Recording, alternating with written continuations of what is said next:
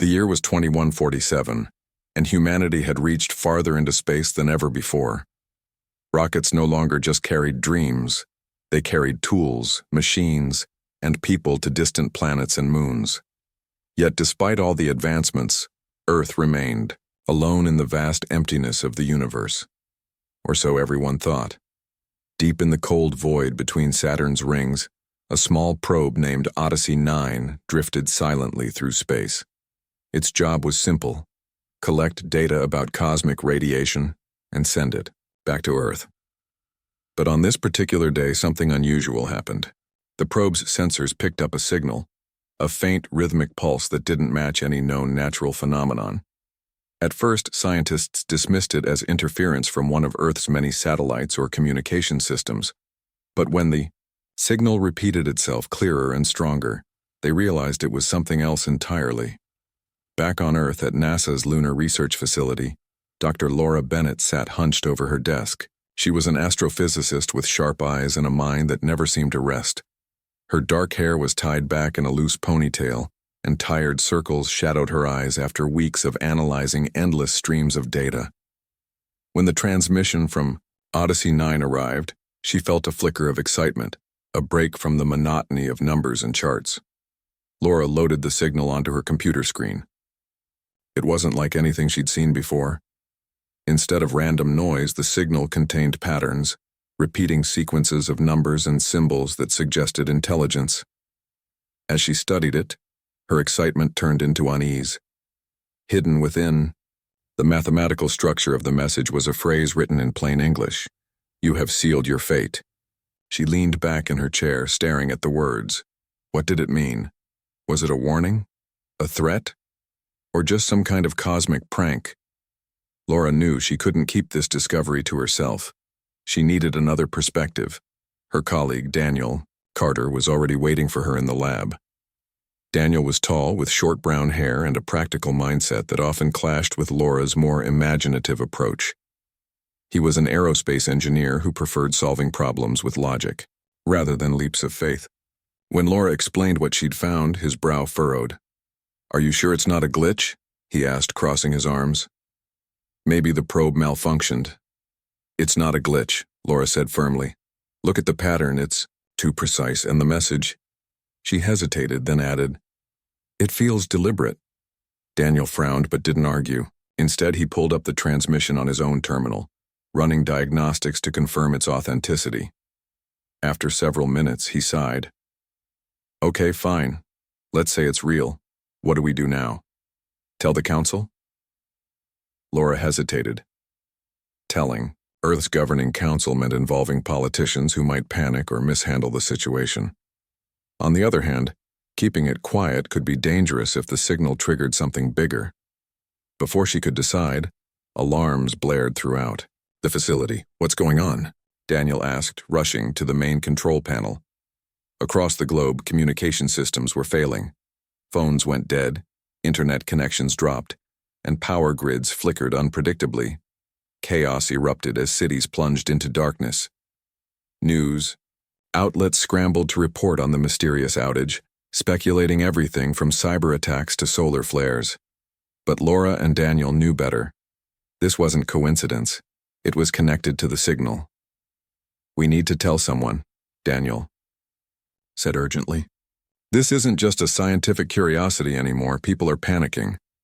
Laura nodded reluctantly. "Let's call Ryan Scott. He's aboard the space station Eclipse. If anyone can help us figure out what's happening, it's him." "Commander?" Ryan Scott was a seasoned astronaut with years of experience navigating the challenges of deep space. Alongside him was Emily Dawson, the station's medical officer, whose calm demeanor made her invaluable during emergencies. When Laura contacted them via a backup satellite link, their faces appeared on the screen, tense and alert. "Laura, Daniel, what's going on?" Ryan asked. "We've been getting reports of strange activity near our orbit. We think it's related to a signal we intercepted," Laura explained quickly. "Something unnatural. We don't know exactly what it is yet, but it's disrupting communications down here." Ryan exchanged a glance with Emily. "We've noticed something weird too," he admitted. "There are these glowing streaks outside the station." They move erratically, almost like they're alive. Laura's heart sank. Can you record them? Send us whatever data you can gather. As Ryan and Emily worked to capture footage of the phenomena, Laura and Daniel analyzed the growing body of evidence. The streaks weren't just random lights. They formed intricate shapes that pulsed with energy. More alarmingly, they seemed to respond to human activity.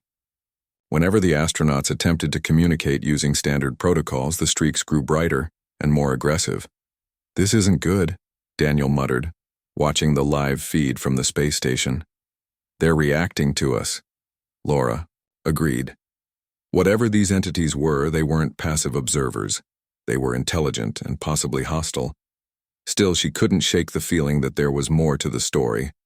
Why would an advanced civilization send such a cryptic message? And why now? Hours passed as the team worked tirelessly to piece together answers. Meanwhile, the situation on Earth worsened. Riots broke out in major cities as people demanded explanations. Governments issued conflicting statements, fueling confusion and fear. In the midst of the chaos, Laura received a new batch of data from Odyssey 9. This time, the signal contained additional information, fragments of what appeared to be a map. Look at this, she said, pointing to the screen. Its coordinates, somewhere beyond Neptune. Daniel leaned closer, studying the numbers. Do you think that's where the signal originated? It's possible, Laura replied. But I think it's also where we'll find answers. Before they could act on the discovery, Ryan interrupted with urgent news. We've got company, he said grimly. The glowing streaks had coalesced into massive, shifting forms that surrounded the space station. Their surfaces shimmered with colors that defied description, and their movements radiated purpose. Emily stepped into view, her face pale but determined. They're trying to communicate, she said. I can feel it. In my head. It's not words, but emotions. Anger. Betrayal. Laura's blood ran cold. This wasn't just a visit. It was a confrontation. Whoever, or whatever, these beings were, they viewed humanity as a threat. And unless Laura and her team could find a way to bridge the gap between species, Earth's fate might already be sealed. The situation on Earth was spiraling out of control. Power grids collapsed, plunging entire cities into darkness. Satellites orbiting the planet went silent, leaving governments blind to what was happening in space. Communication networks failed, cutting off families, emergency services, and military forces. Panic spread like wildfire as people tried to make sense of the chaos. Some believed it was a cyber attack, while others thought it might be an alien invasion. No one had answers, and fear ruled the day. At NASA's Lunar Research Facility, Laura Bennett and Daniel Carter worked around the clock, trying to understand the strange signal that had triggered the crisis. They knew the glowing streaks near the space station eclipse weren't random. They were connected to the message from Odyssey 9. But how? And why had they suddenly appeared now? Commander Ryan Scott and Medical Officer Emily Dawson aboard the Eclipse had their own problems.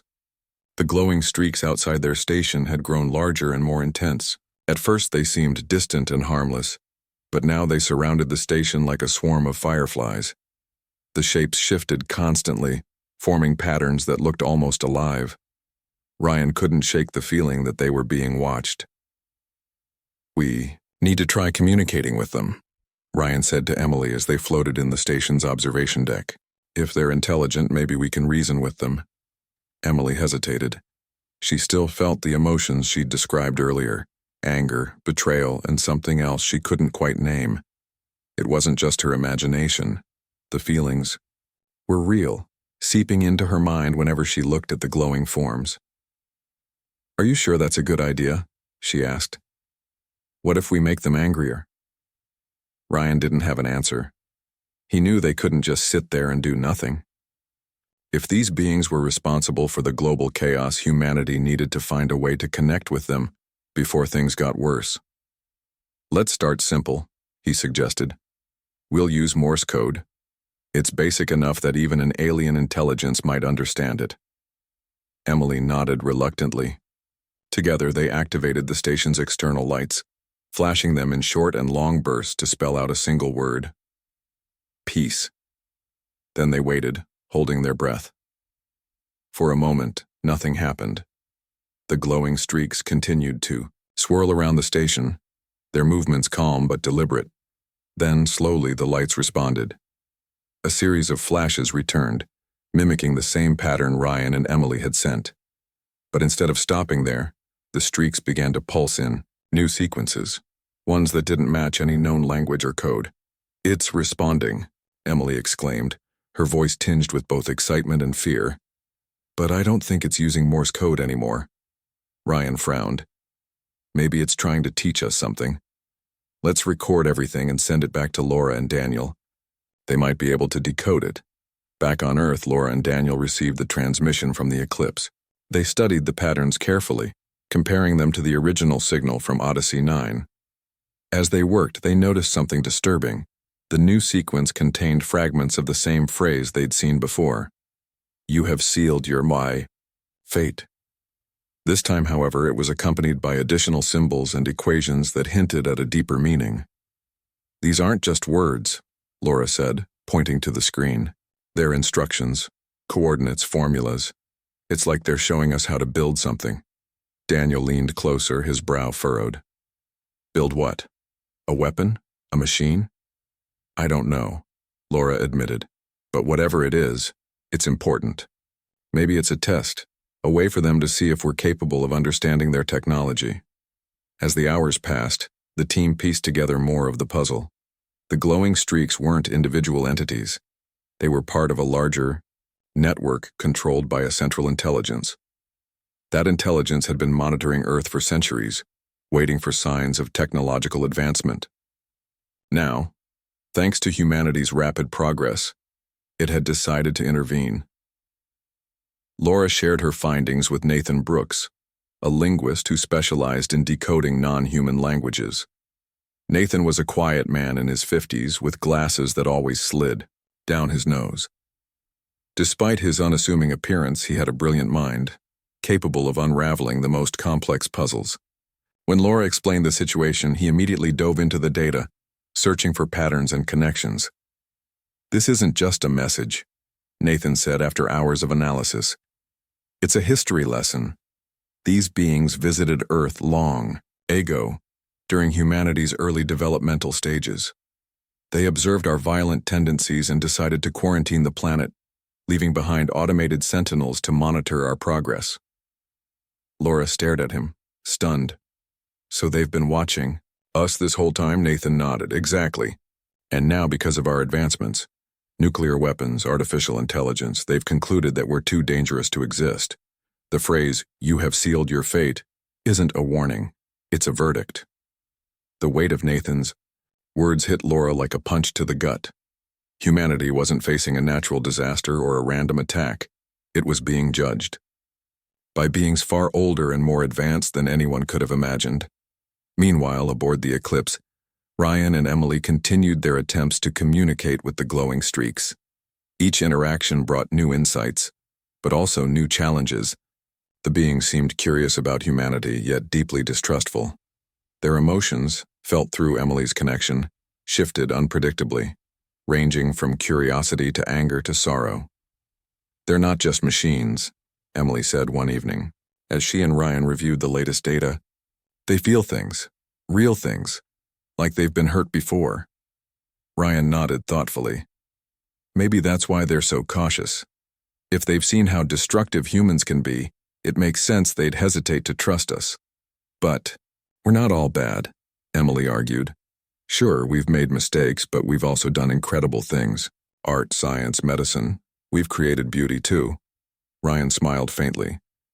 "Then maybe that's what we need to show them. Not just our flaws, but our potential." On Earth, Laura and Daniel faced mounting pressure from government officials, demanding answers. Military leaders wanted to prepare for war while scientists urged caution. Laura knew that aggression would only escalate the situation. These beings weren't invaders. They were guardians tasked with protecting the universe from threats like humanity. To survive, people would need to prove they were worth saving. As the days passed, the glowing streaks grew more active. They began appearing not just near the eclipse, but in Earth's atmosphere as well. Witnesses reported seeing strange lights in the sky, moving faster than anything human-made.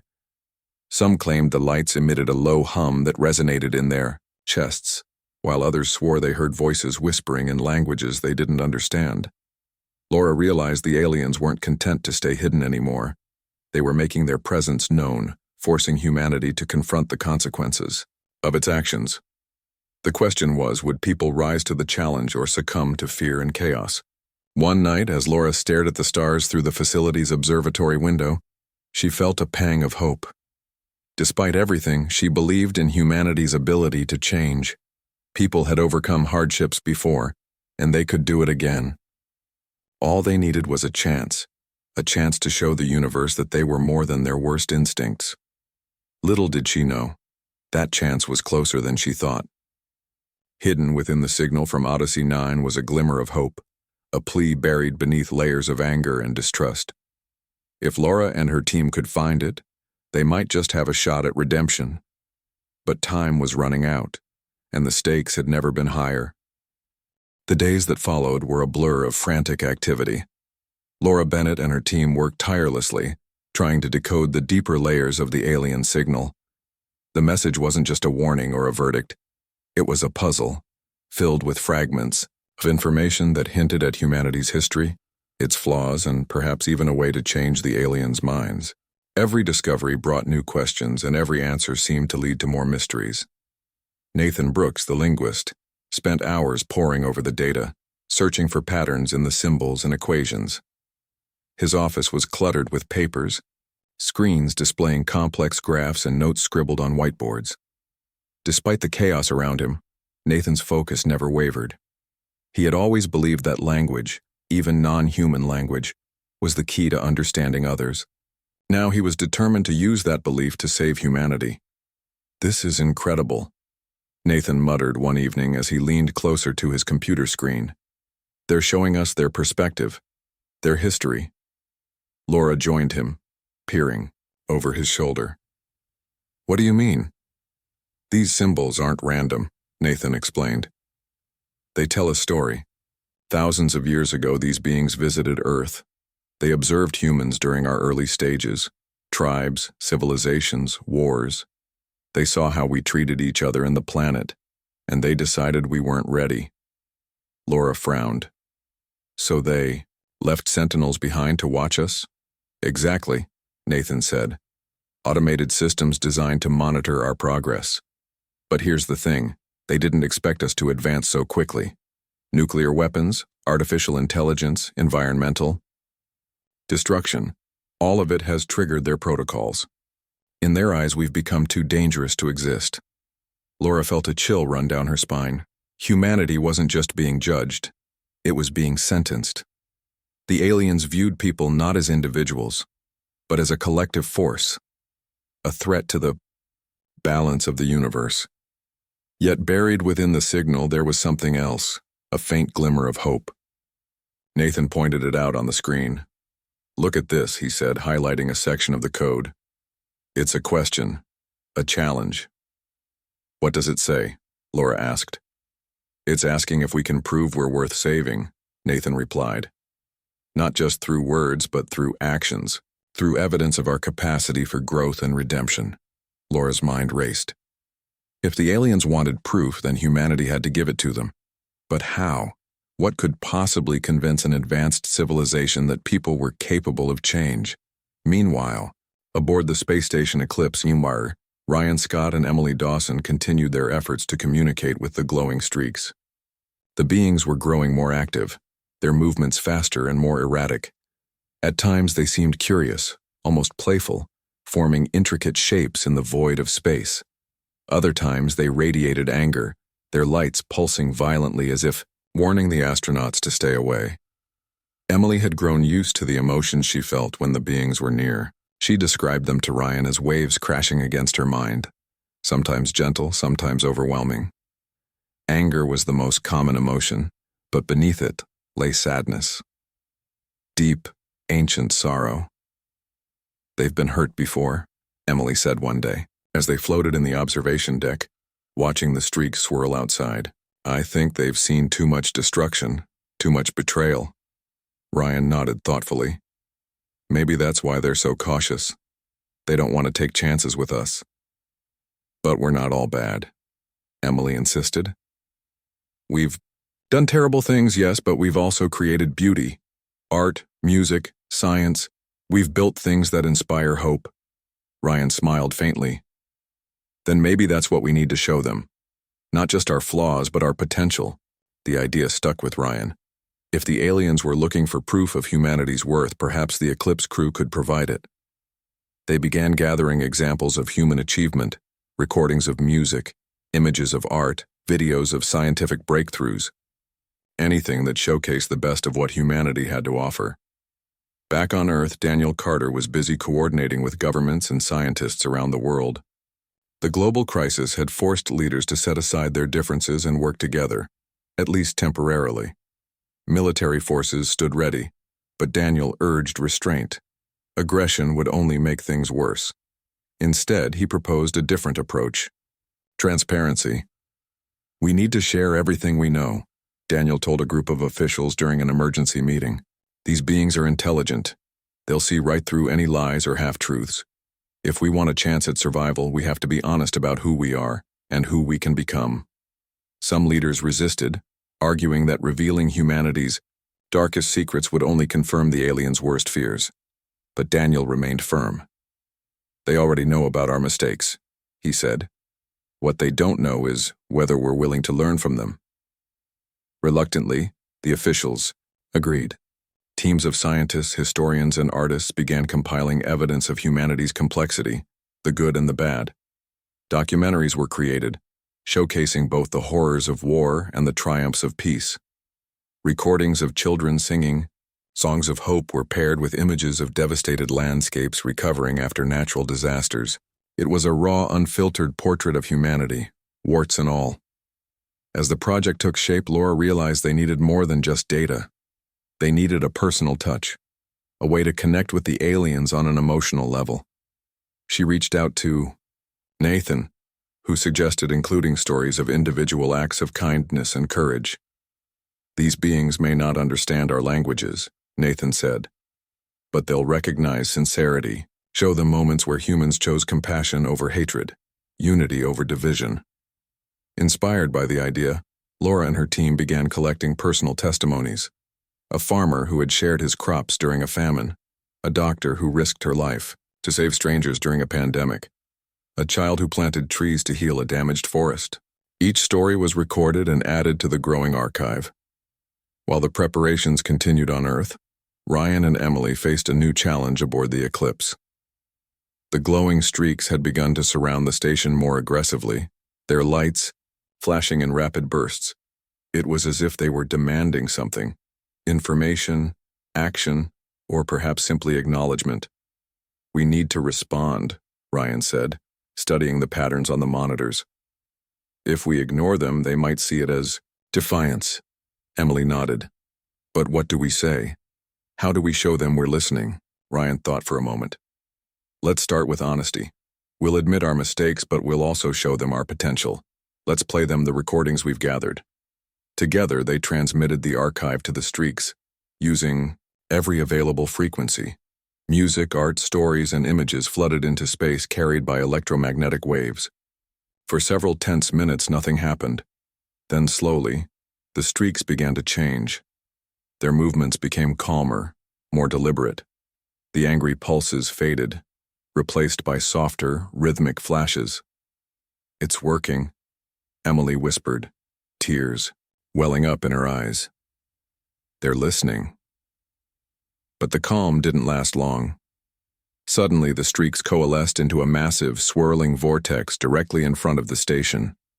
From within the vortex emerged a single, towering form, a crystalline structure that shimmered with iridescent colors. Its surface rippled like liquid, yet it remained solid and imposing. That's the Sentinel, Ryan said, his voice trembling. The Central Intelligence. The Sentinel pulsed with light, projecting holographic images into the station. Scenes of war, pollution, and suffering unfolded before Ryan and Emily's eyes. But interspersed among the horrors were glimpses of hope, acts of kindness, scientific discoveries, and artistic creations. The beings weren't just judging humanity. They were weighing its potential. "They're giving us a chance," Emily said softly. "A chance to prove ourselves." Ryan nodded, determination hardening his features. "Then let's make sure we don't waste it." On Earth, Laura received word of the Sentinel's appearance from Ryan. She knew this was the moment of truth. Humanity's fate rested not just on the data they had gathered, but on the sincerity of their intentions. As she watched the live feed from the eclipse, she felt a surge of hope. People weren't perfect, but they were capable of greatness. All they needed was an opportunity to show it. The final step was clear. Laura and her team uploaded the completed archive to a satellite, ensuring it would reach the Sentinel no matter what happened next. Alongside the data, they included a simple message: "We are flawed, but we are learning. Please give us a chance to grow." As the transmission went out, Laura gazed at the stars, her heart pounding. Somewhere out there, the Sentinel was watching, judging, deciding. The outcome was uncertain, but one thing was clear. Humanity had taken its first step toward redemption. The Sentinel's presence loomed large in the minds of everyone involved. Its iridescent form hovered silently near the space station Eclipse, pulsing with light as if it were alive. Ryan Scott and Emily Dawson stood frozen in the observation deck, watching the holographic projections that played out before them. The images shifted between humanity's darkest moments, wars, destruction, and suffering, and its brightest achievements, art, science, and acts of kindness. It was as if the Sentinel was weighing the evidence, deciding whether to condemn or spare Earth.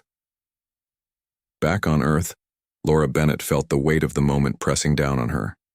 The archive they had created, the culmination of music, art, stories, and personal testimonies, was now in the hands of the alien intelligence.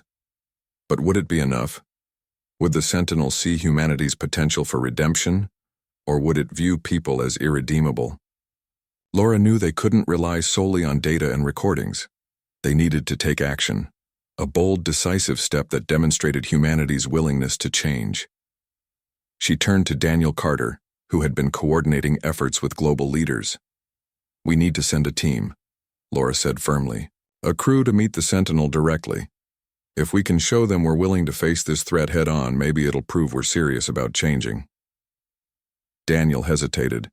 Sending a mission into unknown territory was incredibly risky, especially with so much at stake. But he also knew Laura was right. Humanity had to do more than just transmit messages. It had to act.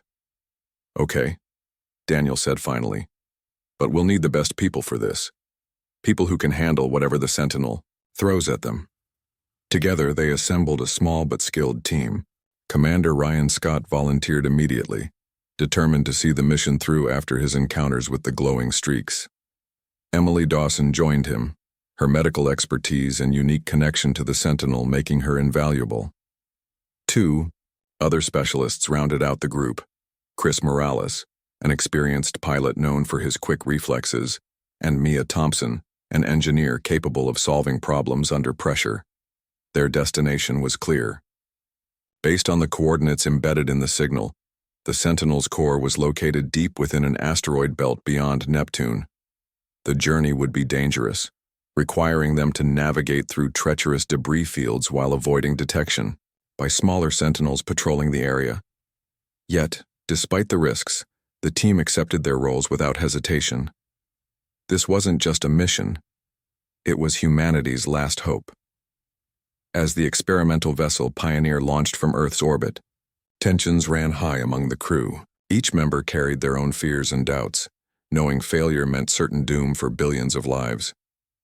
Ryan tried to keep morale up, sharing stories of past missions and reminding everyone why they were doing this. Emily stayed quiet, lost, in thought, replaying the emotion she'd felt during her earlier encounters with the Sentinel. Chris focused on piloting the ship, his hands steady on the controls, while Mia tinkered with the engines, ensuring everything was in top condition. The first leg of the journey passed uneventfully. But as they approached the asteroid belt, things grew more complicated. The Pioneer's sensors picked up strange energy readings emanating from nearby rocks. Floating constructs, smaller versions of the glowing streaks, drifted lazily through space, seemingly dormant. But when the ship drew closer, the constructs sprang to life, moving erratically and emitting bursts of light. "They're testing us," Mia said, analyzing the readings on her console. "These things are probing our systems." Chris tightened his grip on the controls, weaving the ship through the chaotic field. "Hold on tight," he warned. "This is gonna get bumpy." The constructs swarmed around the Pioneer, forcing Chris to perform evasive maneuvers. Rocks and debris filled the viewport, threatening to collide with the ship at any moment. Sparks flew in the cockpit as one of the constructs grazed the hull, causing minor damage. Mia worked frantically to repair the breach, her fingers flying over the keyboard. "We can't keep this up forever," Ryan shouted over the alarms. "We need to find a way to disable them." Emily closed her eyes, focusing on the emotions radiating from the constructs. Anger, confusion, and curiosity flooded her mind. She reached out, not physically but mentally, trying to connect with the beings controlling the machines. "Wait," she called out suddenly. "I think I can calm them down." Everyone stared at her, unsure what she meant, but Emily didn't hesitate. She opened a channel and began transmitting a simple message. Not words, but feelings. Peace, understanding, and a plea for cooperation. Slowly, the constructs stopped their assault, retreating back into the shadows of the asteroid belt. Shatter. Crew let out a collective sigh of relief. But they knew the hardest part was still ahead. Beyond the belt lay the Sentinel's core, a massive structure that dwarfed anything they'd encountered so far. As the Pioneer approached, the sheer scale of the construct became apparent. It resembled a colossal, biomechanical organism, its surface shimmering with colors that defied description. Towers of light rose from its body, pulsating rhythmically like a heartbeat. "This is it," Ryan said softly, staring at the Sentinel. "Let's hope we're ready." Inside the core chamber, the atmosphere was oppressive. The air hummed with energy, and the walls seemed to shift and ripple as if alive. At the center of the room stood the Sentinel's central intelligence, a towering crystalline entity that glowed with an inner light. Its presence was overwhelming, radiating both power and sorrow. Ryan stepped forward, addressing the being as calmly as he could. "We've come to speak with you, to understand why you've judged us." The Sentinel responded not with words, but with images projected directly into their minds. Scenes of ancient civilizations destroyed by war, planets ravaged by pollution, and species driven to extinction. Each vision was accompanied by waves of emotion, anger, betrayal, and grief. Emily gasped, clutching her head as the emotions overwhelmed her. "It's showing us everything we've done wrong." "But there's more," Ryan said, noticing new images appearing. These depicted moments of human compassion, creativity, and resilience. A child planting trees, a scientist curing a disease, a musician composing a symphony. The Sentinel wasn't just condemning humanity, it was acknowledging its potential. Taking a deep breath, Ryan spoke again. "We know we've made mistakes, terrible ones. But we're learning. We're capable of change," Mia added, her voice trembling. "Look at what we've built. Look at what we can still create. Give us a chance to prove ourselves." For a moment, the Sentinel remained silent, its light flickering uncertainly. Then slowly, it began to project new images. Not of destruction, but of possibilities. Planets healed, species saved, humanity working alongside others to restore balance to the universe. "It's giving us a choice," Emily whispered, tears streaming down her face. "A chance to earn their trust." Ryan nodded, determination hardening his features. "Then let's take it. Let's show them we're worth saving." Back on Earth, Laura watched anxiously as the live feed from the Pioneer streamed into the lunar research facility. Every word spoken, every gesture made, carried the fate of humanity. She knew the Sentinel's decision wouldn't come easily. But she also believed in the crew's ability to connect with the alien intelligence. "They're doing it," Daniel said, his voice filled with awe. "They're actually getting through." Laura smiled faintly, her heart swelling with pride. For the first time since the crisis began, she allowed herself to feel a glimmer of hope. Humanity wasn't perfect, but it was capable of growth, and sometimes that was all it took to make a difference. As the Sentinel's light pulsed brighter, signaling its response, Laura whispered a silent prayer. Whatever happened next, she knew the crew had given their all. The rest was up to the universe, and to humanity itself. The Sentinel's light pulsed brighter, filling the core chamber with an intense glow that made it hard for Ryan and his crew to keep their eyes open. The towering crystalline entity seemed to vibrate with energy, as if weighing the words spoken by the humans. Each pulse of light carried emotions, anger, sorrow, curiosity, all flooding into Emily's mind like a tidal wave. She clenched her fists, trying to stay focused, but the intensity was almost too much to bear. Ryan stepped forward again, his voice steady despite the pressure. "We're not perfect," he said firmly. "But we're learning. We've made mistakes, yes, but we're capable of change. You've seen our history, both the good and the bad. Now give us a chance to show you what we can become." Emily joined him, her voice trembling but sincere. "We feel things deeply. Pain, regret, hope. That's what makes us human. It's also what drives us to improve, to heal, to create. Please, don't judge us only by our past." The Sentinel didn't respond immediately. Instead, it began projecting more holographic images, faster this time. Scenes of humanity's darkest moments flashed before them: wars, environmental destruction, suffering. But they were interspersed with glimpses of redemption, reforestation, projects, medical breakthroughs, acts of kindness between strangers. The contrast was stark, almost jarring, as if the Sentinel wanted to remind them of the stakes while showing that it recognized their potential. Chris Morales, who had been standing silently near the entrance, spoke up.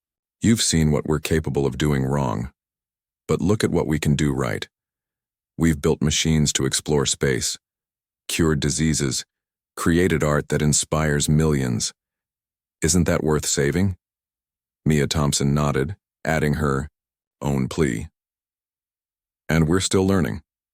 Every day, scientists and engineers are working to fix the damage we've caused, to Earth and to each other.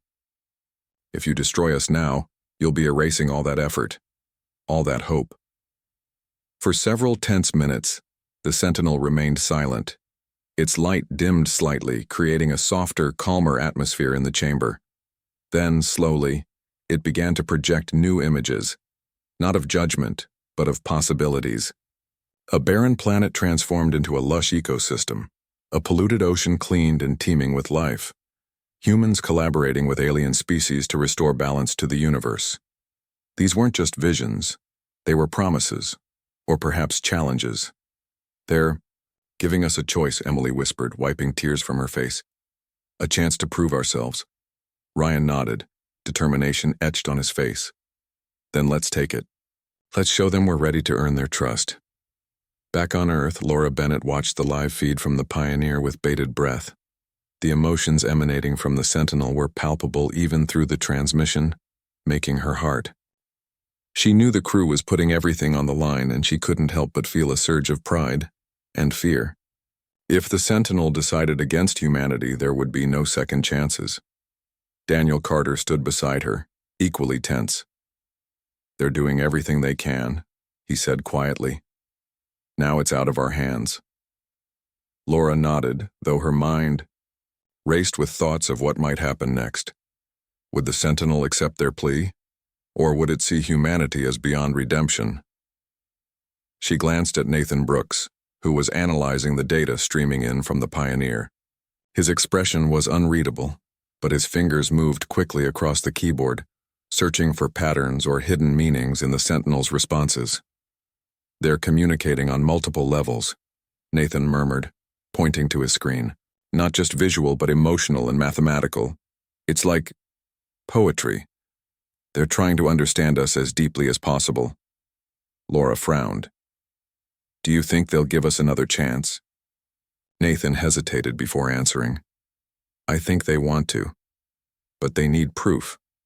Not just words, but actions. Something tangible that shows we're committed to change. That thought lingered in Laura's mind as the Sentinel's light shifted, again. This time it formed shapes resembling equations and diagrams. They weren't random, they were instructions. Laura's eyes widened as she realized what the Sentinel was asking for. They're testing us, she said urgently. These aren't just symbols, they're blueprints. For technology, processes, maybe even solutions to problems we haven't solved yet.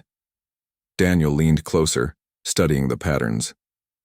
If we follow these instructions, we could demonstrate our willingness to adapt, to work alongside them instead of against them. Laura nodded, her mind racing. We need to send this information to the Pioneer. If Ryan and his team can interpret the instructions and act on them, it might tip the scales in our favor. Inside the Sentinel's core, Ryan noticed the same shift in the projections. He turned to Mia, who was already examining the patterns closely. Can you make sense of this? He asked. Mia squinted at the glowing symbols, her brow furrowed in concentration. It looks like a design for some kind of device, maybe a tool to repair damage or stabilize environments. Whatever it is, we need to build it, Ryan said decisively. If we can show them we're willing to use their knowledge responsibly, maybe they'll believe us. Working together, the crew deciphered the instructions step by step. Chris used the ship's limited resources to gather materials, while Mia assembled the components according to the blueprint. Emily stayed close to the Sentinel, maintaining the emotional connection that seemed to keep its hostility at bay. Ryan coordinated their efforts, ensuring everyone stayed focused despite the mounting pressure. Hours passed, and the device began to take shape, a sleek, intricate machine unlike anything they'd ever seen. When it was finally complete, Ryan approached the Sentinel once more, holding the device carefully in his hands. We built this, he said, his voice filled with quiet confidence. Using your instructions, show us how to use it and we'll prove we're worthy of your trust. The Sentinel's light flickered, then steadied. Slowly, it extended a tendril of energy toward the device, activating it with a soft hum. The machine came to life, emitting a warm glow that spread throughout the chamber. Holographic images appeared again, this time depicting Earth healing, forests regrowing, oceans clearing, cities powered by clean energy. They're showing us a future, Emily breathed, awe evident in her voice. One where we work with them to restore balance. Ryan felt a surge of hope. So they're willing to give us a chance?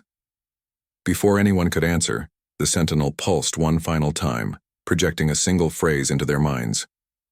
Prove yourselves. On Earth, Laura watched the transmission fade, her heart pounding. The Sentinel hadn't destroyed them, not yet. Instead, it had issued a challenge, a test of humanity's ability to change. Governments around the world scrambled to implement the instructions sent by the Sentinel, using the designs to develop sustainable technologies and reverse decades of environmental damage. The global crisis had forced humanity to unite in ways no one had thought possible. Wars paused as nations worked together to meet the Sentinel's demands. Factories retooled to produce eco-friendly solutions. Scientists collaborated across borders, sharing knowledge and resources. For the first time in history, people truly acted as one species, driven by a shared goal. Laura stood on the observation deck of the Lunar Research Facility, gazing at Earth through the window. From this distance, the planet looked peaceful, its swirling clouds and vast oceans untouched by the chaos below. She knew the road ahead wouldn't be easy, but she also believed in humanity's resilience. People had faced impossible odds before and emerged stronger. As she turned to leave, Daniel joined her, his expression thoughtful. Do you think we can do it? He asked. Really change, I mean. Laura smiled faintly. I think we have to, not just for us, but for everyone who comes after us, and for whatever's out there watching. Somewhere in the depths of space, the Sentinel observed silently, waiting to see if humanity could rise to the occasion. The verdict wasn't final, not yet. But for the first time since the signal arrived, there was hope. Hope that Earth's final transmission wouldn't mark the end, but the beginning of something new. The days that followed the Sentinels' challenge were a blur of activity. Humanity worked tirelessly, pouring every resource into fulfilling the alien intelligence's demands. The blueprints provided by the Sentinel became the foundation for a global effort to undo centuries of damage. Factories once used to produce weapons and pollutants were repurposed to create machines capable of cleaning oceans, restoring forests, and purifying air. Scientists collaborated across borders, sharing knowledge freely in ways that would have been unthinkable before the crisis. Laura Bennett spent nearly every waking moment overseeing the implementation of the Sentinel's designs. Her role had shifted from decoding messages to coordinating Earth's response. She traveled between research facilities, speaking with engineers, environmentalists, and government leaders, urging them to stay focused on the task at hand. The pressure was immense, but she refused to let exhaustion slow her down. Every step forward felt like a victory, no matter how small. Daniel Carter remained by her side, his practical mindset helping to streamline operations. Together, they addressed logistical challenges, ensuring that materials and expertise reached the places where they were needed most. Daniel often reminded Laura to take breaks, knowing she wouldn't listen unless he insisted. "We can't afford to burn out," he'd say. "Not now." Meanwhile, aboard the Pioneer, Ryan Scott and his crew returned to Earth as heroes, though none of them sought recognition. They had faced the Sentinel directly, risking their lives to give humanity a second chance. Now they joined the global effort, using their first-hand experience to guide others. Ryan worked closely with Laura, offering insights into the Sentinels' behavior and intentions. Emily Dawson focused on maintaining the emotional connection she'd formed with the alien intelligence, serving as a bridge between humans and the beings watching from afar. Chris Morales and Mia Thompson returned to their respective fields, lending their skills to the development of new technologies. Chris piloted drones equipped with Sentinel-inspired devices, deploying them to remote areas affected by environmental disasters. Mia worked alongside engineers, refining the designs and troubleshooting issues as they arose. Their contributions, though less visible, were no less vital to the mission. As weeks turned into months, the effects of humanity's efforts began to show. Oceans that had once been choked with plastic started to clear. Dead zones came back to life as oxygen levels rose. Forests, long stripped bare by deforestation, sprouted new growth thanks to advanced reforestation techniques. Cities transformed, adopting sustainable energy sources and reducing waste. It wasn't perfection, far from it, but it was progress. And the Sentinel noticed. From its position near Neptune, the Sentinel monitored Earth's transformation. Its presence loomed large in the minds of everyone involved, a constant reminder of the stakes. Yet, instead of hostility, the Sentinel radiated curiosity. It seemed to marvel at humanity's ability to adapt, to rise above its flaws in pursuit of something greater. Laura often found herself wondering what the Sentinel truly thought. Was it proud, skeptical, still undecided? She couldn't shake the feeling that the alien intelligence saw more than just actions, it saw intent. Every decision made, every sacrifice endured, was being weighed carefully. One evening, as Laura stood on the observation deck of the Lunar Research Facility, she received an unexpected message. It wasn't words or symbols, but a feeling, a sense of calm, almost like gratitude. She closed her eyes, letting the emotion wash over her. For the first time since the crisis began, she allowed herself to believe that humanity might actually succeed. The final test came 6 months after the Sentinel's ultimatum. A massive construct descended from orbit, hovering silently above Earth's atmosphere. Its surface shimmered with colors that reflected the planet below, as if mirroring humanity's progress. Governments braced themselves, unsure whether this was a sign of approval or condemnation. Laura, Daniel, Ryan, and Emily gathered at NASA's headquarters, watching the live feed alongside representatives from around the world. Tension filled the room as the construct pulsed with light, projecting images of Earth's transformation. Forests regrown, oceans cleansed, skies cleared, The changes were undeniable. But then, the construct began showing scenes of humanity itself. People working together, communities rebuilding, children planting trees. "It's not just about the planet," Emily whispered, tears welling up in her eyes. "It's about us, about who we are." Ryan nodded, his voice thick with emotion. "They're seeing the good in us, not just our actions, but our hearts." The construct paused, its light dimming slightly. Then slowly, it projected a single phrase into everyone's minds: "You have earned your chance." A collective sigh of relief swept through the room. Cheers erupted, though many simply sat in stunned silence, overwhelmed by the weight of the moment. Humanity had been given a reprieve, not absolution, but a second chance. The Sentinel's presence lingered, however, a silent reminder that the judgment wasn't permanent. If humanity failed again, there would be no mercy. In the aftermath, governments agreed to dismantle nuclear arsenals and halt the development of artificial intelligence capable of autonomous warfare. Environmental protections became law, enforced by international treaties backed by the threat of the Sentinel's return. Humanity had learned the hard way that its survival depended not on domination, but on cooperation. Laura reflected on the journey as she stood on the observation deck one last time. The stars twinkled in the distance, distant suns casting their light across the void. She thought about the Sentinel, its vast intelligence and ancient wisdom. It hadn't judged humanity harshly out of cruelty. It had acted out of necessity, protecting the universe from threats it deemed too dangerous to exist. "We've been given a gift," she said softly, addressing Daniel, who stood beside her. "A chance to start over, to be better." Daniel smiled faintly. "Do you think we'll make the most of it?" "I think we have to," Laura replied. "Not just for us, but for everyone who comes after us, and for whatever's out there watching." Somewhere among the stars, the Sentinel observed silently, its crystalline form pulsing faintly with light. It didn't leave, not entirely.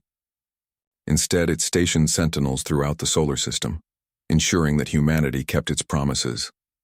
Though their presence was subtle, their message was clear. Redemption was possible, but trust had to be earned. As Laura gazed at the night sky, she felt a renewed sense of purpose. Humanity's story wasn't over. It was just beginning. The road ahead would be difficult, fraught with challenges and sacrifices. But for the first time in a long time, Laura believed in the future. A future where Earth wasn't alone, where it could stand alongside other civilizations as a force for good. And somewhere deep in the cosmos, the Sentinel watched, not as a judge, but as a guardian. Silent, patient, and hopeful.